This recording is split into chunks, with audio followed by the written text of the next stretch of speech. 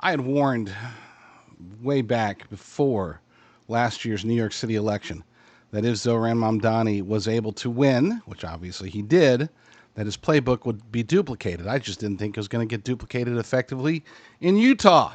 But apparently the conservative bastion of Utah is ready to turn far, far, far bluer. And blue really isn't the color.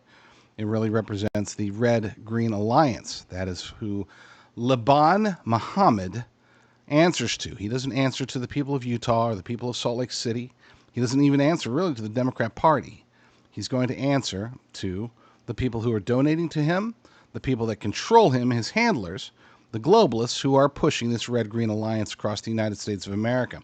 We have an article over at jdrucker.com that breaks it down. The Mamdani playbook comes to Utah as Somalis from across the country account for 85% of his donations.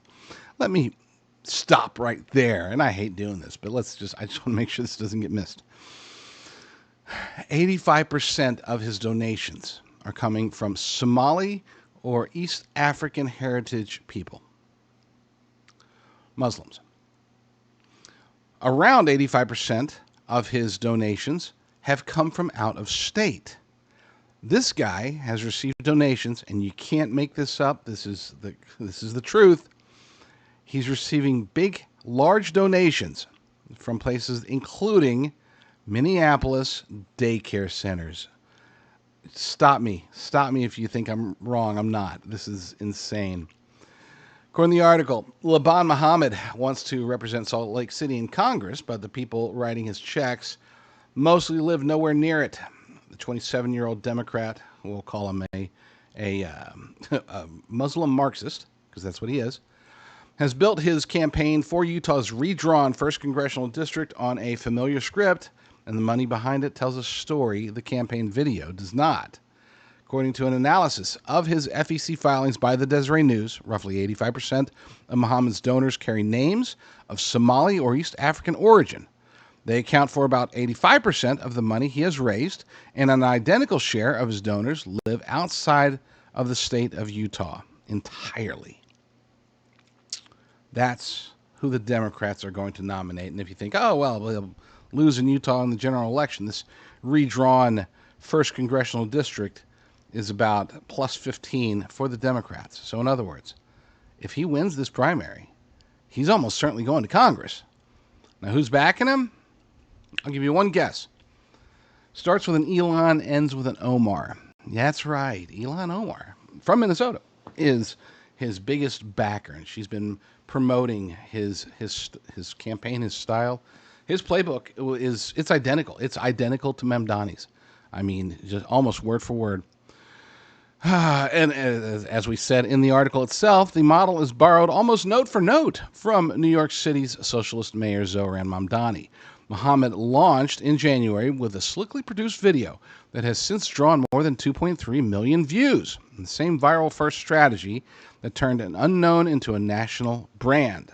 It worked well enough that he took 51% of the delegate votes at April's Democratic nomination convention, beating former Rep. Ben McAdams and other candidates who had raised far more conventional money. His platform reads like a Mamdani photocopy as well, promising, tell me if any of this sounds familiar, government-run healthcare, higher taxes on billionaires, or I guess now trillionaires, taxpayer-funded universal child care, affordable in quotes, housing, built only from union labor, and the now obligatory, this must be said for the Democrats, if you want to be a real Democrat, then you got to condemn Israel. The funding itself is worth examining because it reveals how thoroughly his campaign has been engineered from outside the district.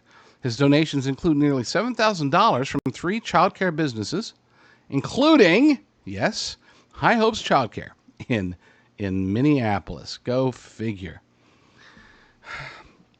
You're not safe. I don't care where you are. You know, we need to keep as many red districts, red cities, red states as possible. But it's spreading. And it's not just the Democrats. It really is the red-green alliance that I'm going to continue to warn about because it's scary. It's devastatingly scary. For those who aren't familiar, the That stands for the Marxists. The green stands for the Islamists. Combined, you would think that they would hate each other. I mean, after all, you've got, on one hand, you got the Marxists that are ideologically bound to a concept, to a wokeness that goes very squarely against the tenets of the Quran. On the other side, you have Islamists who believe in domination. They don't believe in LGBTQIA plus supremacy, or even the existence of quote unquote trans people. They should be at each other's throat, but they're not. They love each other for now, and they will continue to love each other through Queers for Palestine, or Muslims for whatever, for queers. It's bound to continue, and it's going to rise. And their target, the reason they can tolerate each other for now, is because their targets are two things: freedom here in the United States of America. They want to eliminate that. Conservatism, patriotism, gone in their world. And of course, they want to eliminate the Christians. Both the Marxists and the Islamists hate Christians. And only together do they have in their playbook, in their minds, only together do they have the clout to be able to accomplish those goals. Now, if those goals are ever accomplished, God forbid, but if they are, then they can hate on each other all they want. They can go to war, and we'll see who wins that one. But in the meantime, they have a very, very close, tight relationship. Use the Democrat Party to promote radical Islamists, radical Marxists, combine them together in the form of people like Liban Mohamed or Zoran Mamdani, and then take over districts, cities, counties, states, and eventually the nation. This must be stopped, folks. This absolutely positively must be stopped. This is a greater threat than just the Democrat Party. This is a greater threat than just the globalists. This is our own destruction, our own demise. Not through conquest based upon guns or even ideology. It's a political conquest. And unfortunately, right now, little by little, they are gaining ground. The greatest trick the devil ever pulled was convincing the world he didn't exist.